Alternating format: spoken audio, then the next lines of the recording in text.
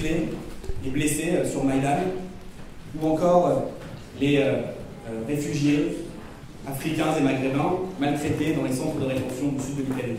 Les blessures sont parfois morales, conséquences d'actes dont nous sommes les témoins directs et contre lesquels nous nous engageons.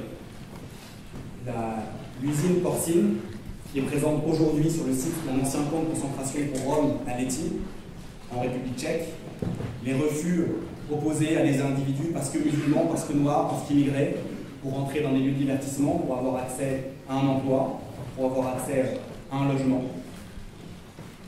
Et ces blessures, elles sont également les nôtres. Elles sont bien évidemment celles des individus principalement ciblés.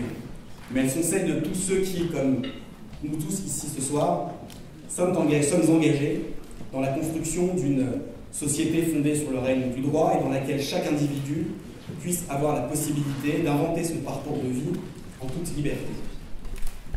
Ces blessures, nous les ressentons et c'est parce que nous avons une certaine lucidité que nous pouvons comprendre que la bataille dans laquelle nous sommes engagés est un combat politique qui a pour sujet principal l'Europe et l'avenir de l'Europe.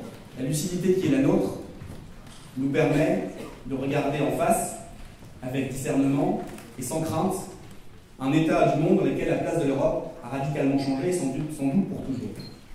Il y a 100 ans, l'Europe était dominante dans le monde en termes politiques, culturels, militaires, diplomatiques. Aujourd'hui, cette situation n'est plus. Le XXe siècle est passé par là, et avec lui les deux guerres mondiales, la Shoah, la fin du colonialisme et l'émergence de nouvelles puissances, hier encore, et les pays pauvres. Cet état des lieux, cette évolution est accélérée par la crise actuelle et par la mondialisation. C'est un changement brutal, c'est un bouleversement énorme qui fait résonner la crainte du déclassement individuel des Européens avec la crainte du déclassement collectif de l'Europe. Et cette crainte, ce changement radical, ils ne sont pas trop peu mis en mots par les démocrates, mais ils le sont par les nationalistes, qui, de Le Pen à Breivik, en passant par Obdoré et Orban, donnent une lecture extrêmement simpliste et apocalyptique de la situation. Accompagnant cela par les islamistes, ils tentent de faire croire que nous sommes engagés dans un clash mondial des civilisations dont l'Europe serait une des lignes de front. Au final, rien d'étonnant à ce que les nationalistes, comme à leur habitude, nous disent et portent un projet qui soit un projet idéologiquement marqué, qui entraîne racisme, discrimination, tension, violence. C'est d'ailleurs parce que ce combat est idéologique que nous n'écouterons pas ceux qui, en France, nous disent, quand il s'agit de parler du Front National, qu'il faut désormais parler technique et plus idéologie. Nous continuerons à dire, quand il s'agit du Front National, que c'est un parti structurellement antisémite, structurellement raciste, structurellement xénophobe et structurellement totalitaire. Nous continuerons à dire, parce que c'est vrai, que ces gens-là sont les héritiers de ceux qui, il y a 70 ans, ont donné la France à l'Allemagne nazie pour abattre la République, et qu'il n'est pas étonnant aujourd'hui qu'ils se vendent à Poutine, le massacreur des Tchétchènes, l'ami de Bachar qui martyrise son peuple, celui qui fait la guerre à l'Europe en faisant la guerre à l'Ukraine, pour tenter d'abattre la démocratie et tenter de mettre fin à cette belle idée de l'Europe des peuples.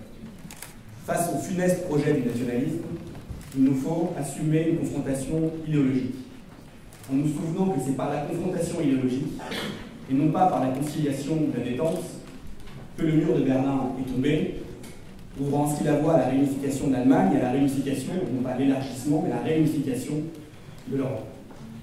Aujourd'hui, assumer la confrontation idéologique, cela veut dire articuler un projet collectif qui puisse donner une place à l'Europe, sans regret pour ce qui ne sera plus, et bien souvent ce qui n'a jamais été, et sans nostalgie pour la domination passée.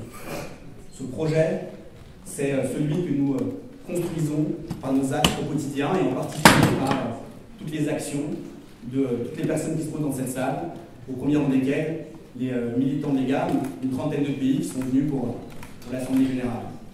Se confronter à Obdoré en Grèce, c'est faire reculer le racisme, c'est faire en sorte que les droits soient respectés de manière égale pour tous, y compris pour les étrangers. Commémorer le génocide arménien en Turquie, c'est faire reculer le négationnisme, c'est faire progresser la liberté d'expression.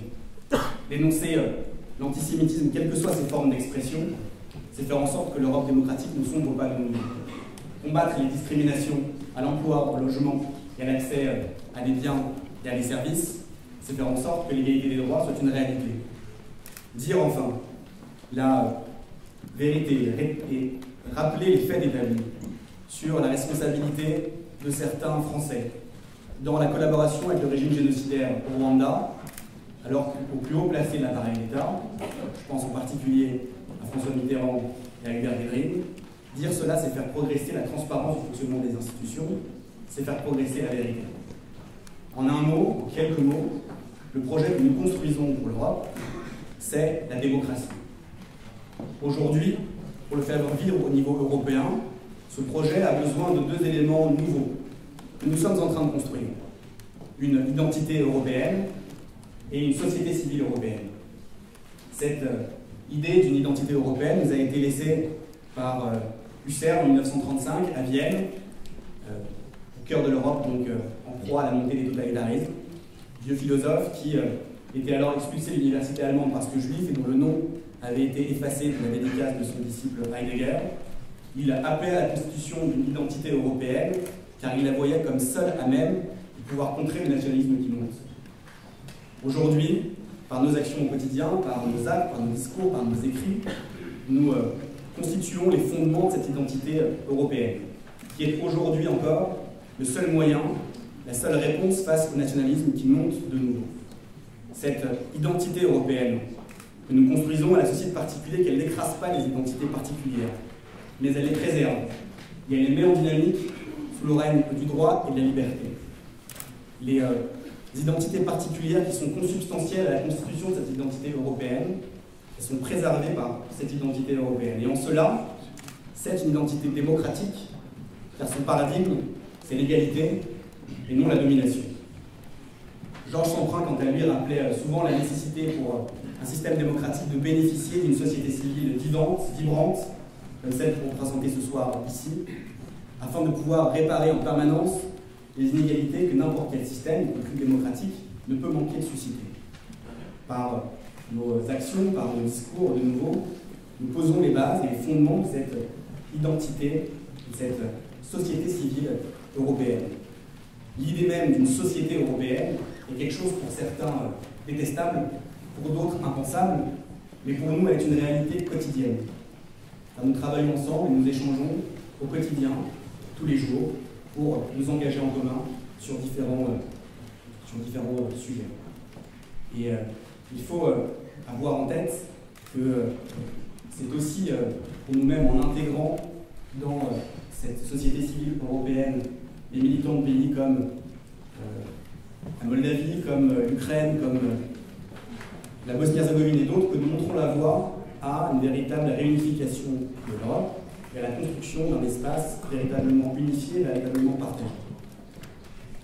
Chers amis, si nous rencontrons autant de difficultés, tant financières que politiques, c'est parce que nous portons ce combat pour un renouveau démocratique en Europe, c'est parce que nous constituons cette identité européenne, c'est parce que nous constituons cette société civile européenne. C'est également parce que ce projet, vous en êtes les témoins chaque jour, suscite l'adhésion et l'enthousiasme de très nombreuses personnes partout sur le continent, que nous n'abandonnerons pas et que nous continuerons à nous engager dans cette voie-là. À vous tous, réunis ici ce soir, je voudrais dire simplement, vous qui avez toujours su répondre positivement à l'appel de ce beau projet militant, à cette grande entreprise politique, toujours sans excuses, sans faux fuyant, et dire en particulier, toi Christiane et à toi Bernard, qui avez toujours été à nos côtés et qui ont toujours su répondre au présent aux grands moments d'histoire, merci.